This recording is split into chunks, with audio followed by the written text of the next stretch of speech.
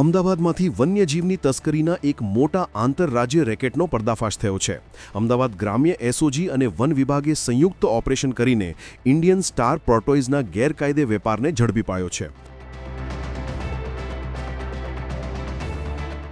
આ કેસમાં ગુજરાત અને રાજસ્થાનના 4 આરોપીઓની ધરપકડ કરવામાં આવી છે અને તેમની પાસેથી રૂપિયા 1 લાખ સુધીની કિંમતના 10 જીવંત કાચબાઓને બચાવી લેવાયા છે.